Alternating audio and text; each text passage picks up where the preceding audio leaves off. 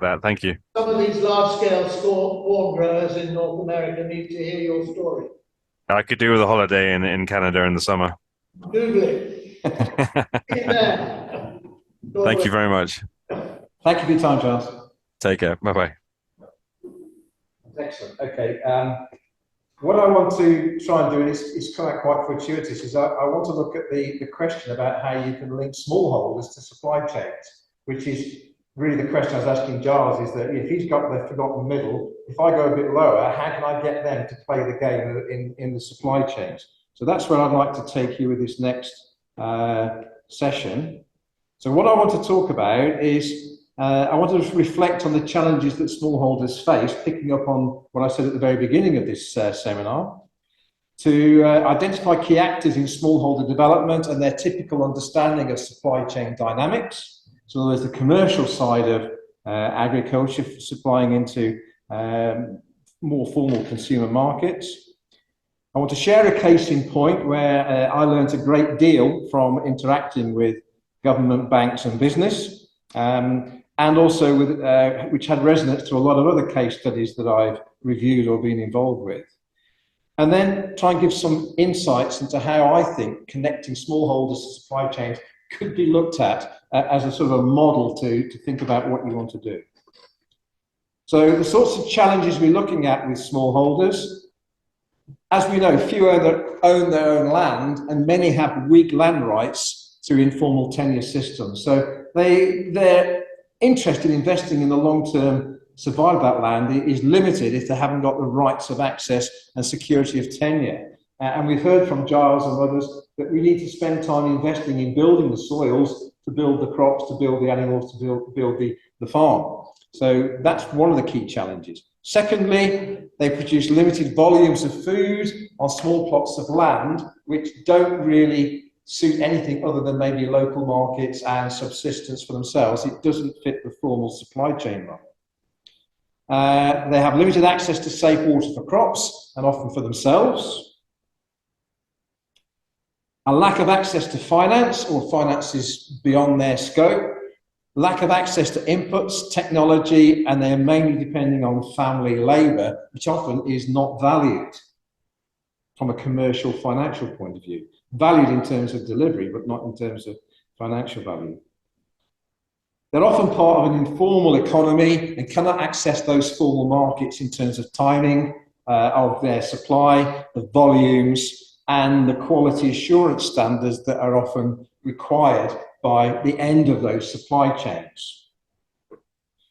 And they are perhaps the most vulnerable to climate change going forward, in terms that many of these smallholders in emerging economies are in those zones where climate change is going to have a greater effect detrimentally, whereas in some parts of the world, including some parts of Western Europe, overall, we actually may have a beneficial effect of climate change, apart from the extreme weather, which I was expecting to see today, but we've been quite lucky so far. I think there are three major groups, and I'm simplifying it here because of the limited time we have. There are three major groups that get involved in smallholder development. We have governments who have an obligation and a right to their citizens. We have NGOs who are a law unto themselves without doing that, or nothing going on, as Giles said. And then we have the private sector, from consultants to business. I think governments, if you look at things like policy and land reform and social and health issues, it's a key area of their activity, or it should be. That's their responsibility to their citizens. Do they address farmer poverty? Yes, it's on their agenda, and often government public extension is often around poverty alleviation and not the next step beyond that. Are they in touch with, understand, and can influence markets? Generally, no. Don't ask a politician to run a business. NGOs, again, they seek to influence policy and land reform and have been quite successful in many areas there, as in social and health. Are they interested in farmer poverty? Yes. Although I could be pessimistic here and say that most NGOs seek to have projects that require them to stay there after the project and get a new project to carry on and get a new project. So they own their farmers, and other NGOs own their farmers. And I think that's wrong. What we should be looking at is that anyone involved in working with communities Their first objective should be how to help the community. The second objective should be how can I make myself redundant and not needed. Yeah. And do they understand markets? Generally, no, they don't. Whereas the private sector will seek to influence policy and reform, they will be addressing social and health issues, often if they are corporate social responsibility or corporate responsibility listed building businesses, although you do have to look out for sort of greenwashes and so forth on that. Are they involved in trying to address farmer poverty? Not directly. And do they understand markets? Yes, absolutely. If they don't, they go bankrupt. So I think there's some different emphases on these key actors as they go forward. Can we create some way of bringing all of those in with their expertise and work together in some way to create a model of helping farmers go forward? I want to share with you a case study. This was the Zambia Small-Scale Growers Cooperative we helped develop in Zambia at an interesting time in global economics and global food. If I actually say global food crisis, what year am I talking about? 2008. Okay, good. And followed by financial crisis, 2009-10, probably still in Britain here now. So, the RAC, as we used to be known, was invited to apply for a special DFID, as they were then known now, as FCDO now, fund if an industry partner would collaborate with us. So they actually started to recognise that you needed industry working with academia or NGO or development consultant, whatever. I think they didn't realise that because they realised they couldn't fund everything. So they wanted to get shared funding, and to get shared funding, you have to allow these industry partners to get involved. So this, one of my colleagues, God rest her soul, Sally, she said, Richard, this is coming there, and she knew the NGO had got the responsibility for funding. So as with normal, Richard Baines and Sally Story sat down and we came up with a concept note. Okay, so we looked at linking producers to the supply chain through developing a produce marketing organisation, which Aditi was talking about under a slightly different name, but it seemed to be working there. And I was alluding to Giles about getting these farmer groups to work together. The produce marketing organisation was going to be the home where the private standards stretching up the chain were satisfied and the requirements of the farmers were extended back down to them. But they didn't have to be certified themselves. And we wanted the produce marketing organisation to be co-owned in some way between the farmers themselves and the integrator. We'd actually got involved in this particular project. The concept was accepted and we were then invited to tender. We tendered and we got the project. And that started in February 2008. John, that's why I wanted to ask the date when we had the food and financial crisis. Remember that, 2008, when everything got expensive. The NGO who had got the funding from DFID was an NGO in South Africa called the Comark Trust. And they didn't know how to engage the industry and how to see the business side. So they had the intelligence to try and find a team that would. And then through the academic side of the RAC, as it was then, and the industry partner, they felt that we could do something together. And we'd actually developed the concept note with an industry partner. But we then wanted to look at which model of partnership we wanted to go forward to do.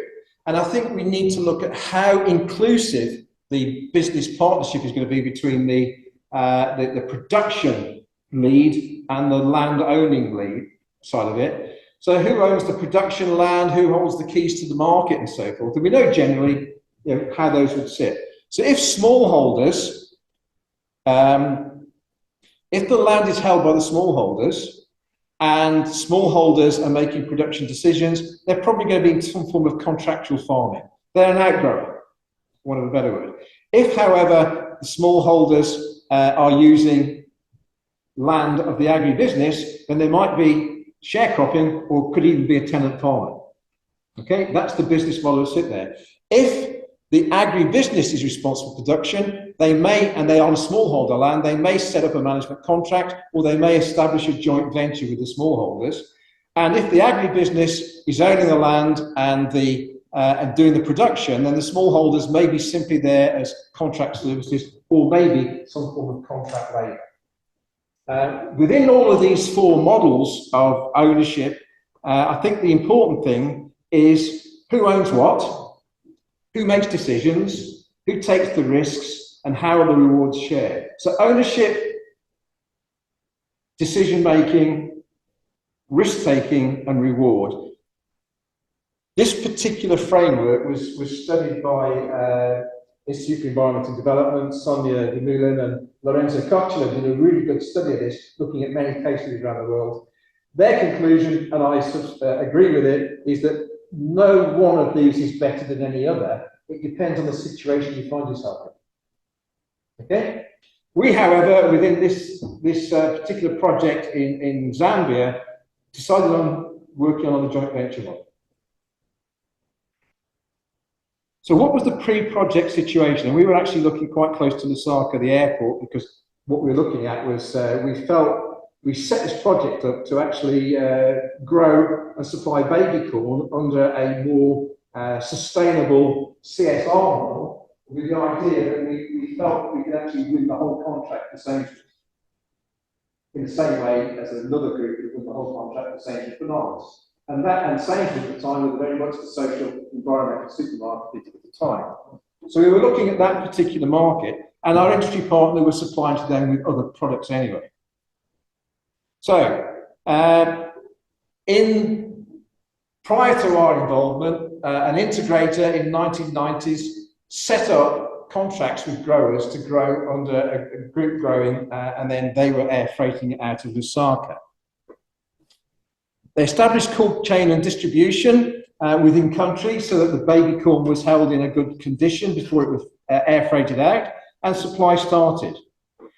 Things then went wrong. Either the integrator overextended or they lost contracts with the retailer. We never really got the full answer, not officially. And I'll share with you why in a moment. The integrator pulled out. The growers were left with no markets, abandoned cold chain facilities, and no support.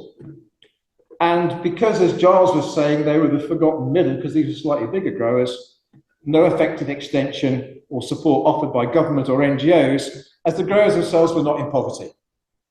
So they're between a rock and a hard place in the situation they found themselves in. Now, that's what it was before we started there. So we actually brought together some key actors. So the Royal Agricultural College was involved with Mac Multiples, who was a major integrator, who were supplying a large number of supermarkets with a range of fresh produce. They're based down in Paddock Wood.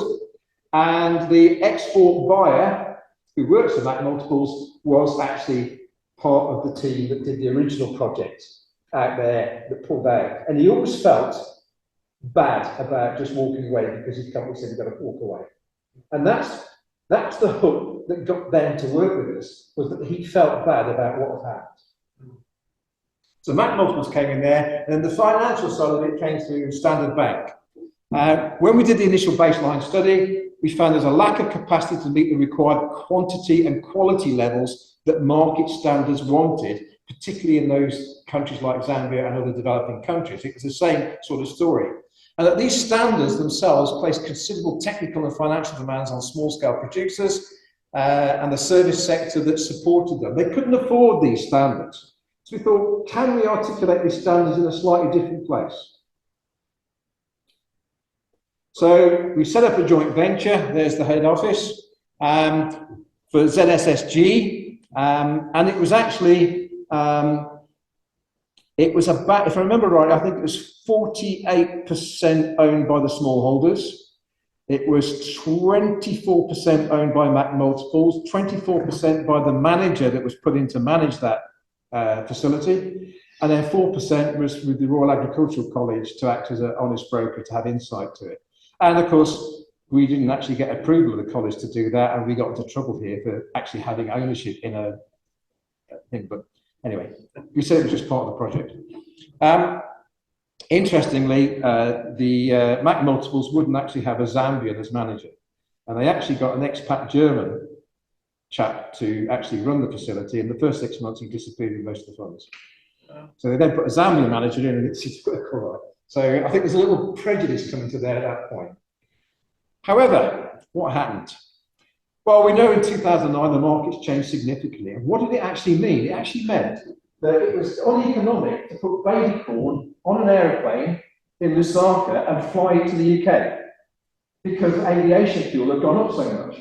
If we could grow it further north, northern Tanzania, so like, we might be all right, but it didn't work. So we could have done what the previous did and just walk away and leave you to it after we got them all sort of fired up to it. But we decided that we weren't for walking away. So the air freight costs for baby corn got too high. We didn't walk away. What we did is we actually discussed alternatives with MAC multiples and with the growers and together. And we actually said there's an opportunity here if these growers could grow avocado. And the reason for that is that market intelligence from MAC multiples gave us the insight. And this is actually the supply of avocados for the UK. And you can see here that in January, you can see a lot of the yellow, got a big impact of Spain here, South Africa's in the blue here, and so on. Kenya's sitting down here. We actually found that there was a little window of opportunity where there was undersupply in avocado. And the agroclimatic zone around Lusaka, it was just the right time to fill that gap. So there was the market intelligence that helped us.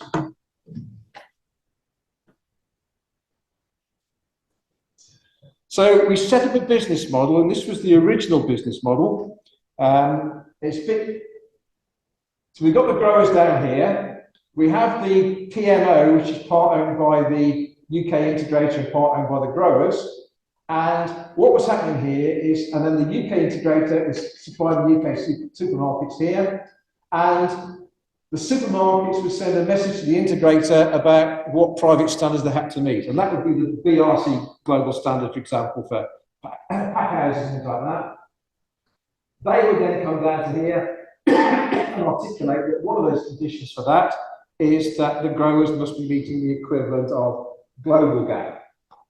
So they then put the sort of global gap model into here, and those bits the farmers had to do on their farm, the farmers were trained on to do it. And the internal audit by the technical officers to check the farmers provided the evidence that the standard was being met. That was the idea of it. Then we had donor fund coming into that, which was coming obviously to us and into this PMO and to MAC multiples there. And that was the model. However, the problem is that avocados need 4 or 5 years growing before you can start to get fruit off them. So what is the financial model? We went back to DFID and said, we've got to change the model. We need to extend the funding to be able to do this. And they said, no. Part of the reason is that with the financial crisis, they were putting their stuff into the most immediate problems rather than strategic. We actually identified that there was a regional need for watermelons and that there was a potential local quality market that was annual. This was actually watching a ShopRite lorries going up. And we sort of said, well, see where they were delivering into Lusaka. And we talked to them and said, okay, ShopRite's delivering stuff into Lusaka, into the new supermarkets there. Is there anything that you can't get in South Africa that we could supply in Zambia? And they said, yes, spec watermelons. So we found another market, local quality market. And then we got into that to do it. So what happened then is we actually had the growers supplying the PMO in terms of growing the avocados, and a nursery was set up on one of the farms, but also growing the watermelons. That was going to South African retail and generating income straight away, while the slower avocado market was growing between the UK integrator and the UK retail. You can see on that middle one on the integrator that it says now South Africa integrator there. The person who was involved in that multiples, who was embarrassed about his previous involvement in Zambia, who then helped us develop this, he moved on to a new job. And Matt Multiple's senior board said, no, we don't want this. Yeah, we're going to pull out. And at the RAC, we thought, no, we promised these people that we can't guarantee a future for them, but we'll guarantee we'll walk by their side and help them wherever we can. And we actually managed to persuade Prima Fruit to take on the relationship with them, and the avocados now go into Southern Africa and into the Near East, a place like that, through the Prima Fruit marketing chain, as opposed to the UK through McDonald's. So we did sort of try and help with that. I meant to try and check up with one of our ex-students who works for Prima Fruit how that project's going on, but I didn't get round to it, so I apologise. I can't update to what's happening today. So when we start to look at this, what we tend to find is we try and create a sort of a visual of this, is we've got loads of smallholders down here of varying sizes, often in poverty, often looking at informal and local markets. They can't connect to these supply chains here. It just doesn't work. You know, they're too small, too infrequent, they haven't got the technical eyes, haven't got the standards. Governments and NGOs are doing traditional extension, poverty alleviation type stuff. But there's a void here that we've got to try and build. So my view, and this is how we try to look at it with the ZSSG and with other projects, is that governments and NGOs have got a role to play. And they can create the enabling environment to allow these agribusinesses here to take an interest in smallholders. It might be in terms of maybe tax rates in the country. It might be in terms of public construction of cold storage or storage, which is then leased and taken over eventually by the private sector. It might be simply roads. Okay? So that creates an enabling environment, and then we start to see that the agribusiness might start to work with different groups of farmers depending on what they're growing. And we have to be able to make sure that that model works. With this model, the private standards from the market are coming down the supply chain and they stop here. But at this stage, the requirements that has to go down here is being checked by technical extension and internal audit from this one here. And the private standards check that this business is doing good internal auditing to be able to do it. The model won't fully work unless we actually have agribusiness and smallholder business models in place that work. We've tried a joint venture which worked okay, but it could be cooperative, it could be whatever. The change standards need to articulate to the agribusiness and not down to the farmer. The internal extension articulates standards from the agribusiness down to the smallholder through a form of technical extension. Now, with ZSSG, we really pushed hard, so they employed a Kenyan technical extension officer to help with the avocado group. And also helping in terms of how that avocado fits to the rest of the farming. And that one said, no, we're not doing that. We're not here about, we're not here to do charity. So we then got Matt Multiples and the government extension to talk to each other to maybe start to talk together, have a co-approach to extension. Because the worst thing we have is if you're trying to put in an irrigation system for avocados, which is terrible to spend water on, and the government promotes that, and they get the wrong irrigation, it won't work for the system. So they need to talk to each other. And it's important that there's shared ownership, shared voice, shared risk, and shared reward in that system, however it should work. So I think that's the sort of model that sort of metamorphosed in my mind as to the sorts of elements we need to have to be able to get help smallholders connect to informal supply chains. I think it told another message there, and that was with this particular example, we actually found that there was a problem with the international export market. But we did actually find a more local market that works. And I think often, in terms of the entrepreneurship of smallholders, it's about aggregating the size and scale, but it's also about finding where the best local market is. And maybe as an argument to a DT, that best local market probably is the nearest urban centre. And it's making a connection there is probably better than trying to make a connection to standards elsewhere. Another one of my PhD students left us. We were looking at this down in Livingstone, And again, whole EU was about trying to create standards for smallholders to export to Europe. They had no chance of ever achieving it. They tried to embed them into a farmer cooperative there.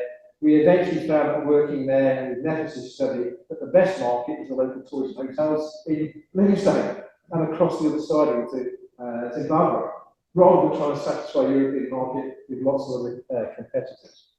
So, folks, that's where I see my view of possible models that can be used, and I'll sort of